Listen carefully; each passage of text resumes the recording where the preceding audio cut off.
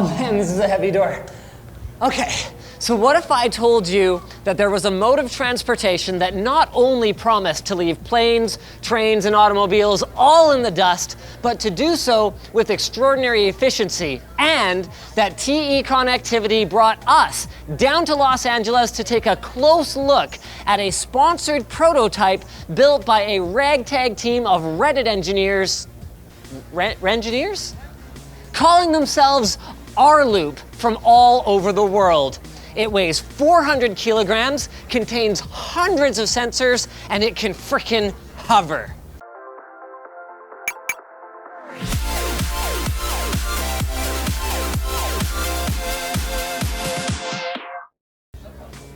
So Hyperloop started out in much the same way that any online community does, as a group of passionate people on Reddit that saw that SpaceX was hosting a Hyperloop competition and figured that they could do it better. But unlike most online communities, with some help from SpaceX and sponsors like TE Connectivity, who provided engineering resources, sensors, wiring, and manufacturing space, they managed to overcome the geographical and communication barriers that inevitably arise when you've got a team of over 1,000 people scattered across dozens of countries, and they actually did something.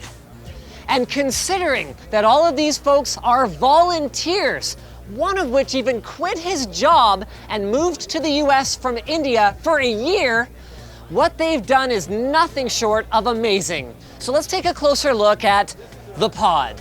Now, if you're not already familiar with the Hyperloop concept, the first thing you'll probably notice is that there's no obvious external propulsion mechanism, like a jet engine or a propeller.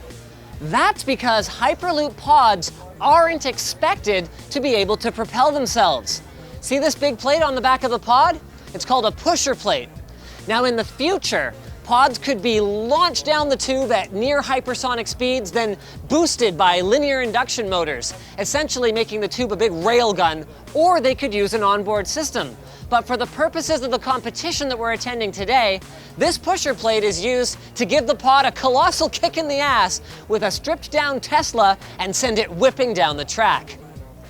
But anyone who's ever tried to mimic their dog sticking their head out of a car window can probably guess that the fiberglass nose cone over there isn't going to solve the pod's air resistance challenges at over 1,000 kilometers per hour, where air feels less like a gentle breeze and more like the Boston molasses tsunami of 1919, which is a real thing, by the way. Look it up. So the proposed solution for now is to run these pods inside a closed tube that's being held at a near vacuum.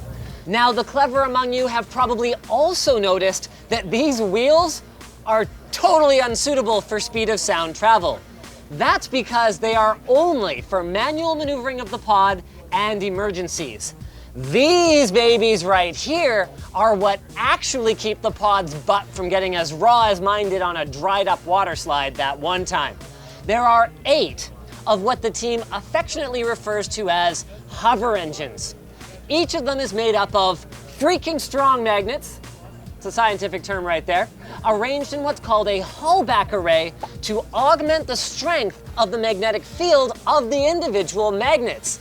So when they start spinning over an electrically conductive surface, they actually create enough lift to keep this 400 kilogram pod levitating above the track. Then there are also passive magnets on the bottom for additional lift once the pod gets up to full speed. And while we're on the topic of magnets, they power the brakes too.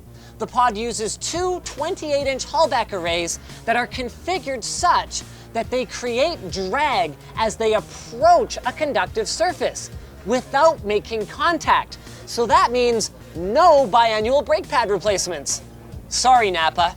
And this is really cool too. While any pod that would hope to be used in a working Hyperloop would need to levitate to achieve the required efficiency, Hyperloop's design is unique in that its active hover engines allow it to levitate over any conductive surface, not just inside of a specialized tube. And furthermore, their gimbal mounting system lets them be used for thrust in addition to just lift. However, this crazy levitation is super power hungry. So much so that the team had to design and custom manufacture two of these 2,000 amp lithium polymer battery packs. These things are so powerful that a wrench accidentally dropped inside would essentially weld itself to the copper bus bars. Then they crammed both of them into the pod for redundancy, which is where TE connectivity comes in through the transmission of power and data signals. Now let's talk cooling. The heat generated by the various mechanical and electrical systems in the pod, many of which you can actually see when we pop the hood, is monitored by over 600 thermal sensors. But monitoring's not enough, you gotta get rid of it.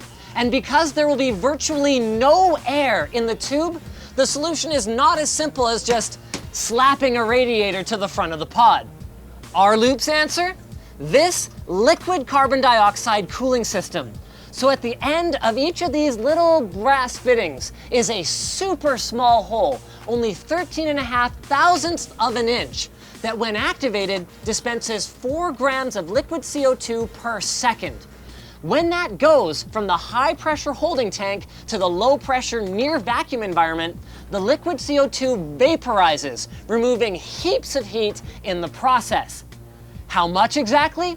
Well, let's just say that if you opened it up over a glowing hot toaster, you'd be left with a block of dry ice. To say that there are still a lot of engineering, manufacturing, security, cost, and logistical problems for Hyperloop believers to solve would be an understatement. But the work being done here, and the reason for sponsors like TE Connectivity to get involved, is not necessarily about building a working Hyperloop and pod tomorrow. It's about developing technologies that may end up being deployed in completely different ways that we haven't even imagined yet. And if we succeed in building a system that lets commuters travel from San Francisco to LA in as little as 35 minutes with no strip search from your friendly local TSA officer, well, then that's just icing. So thanks for watching, guys. If you disliked this video, you can hit that button. But if you liked it, hit the like button, get subscribed, maybe consider checking out te.com/rloop, where you can watch a 5-part webisode documentary about the rloop team and learn about their awesome virtual collaboration model.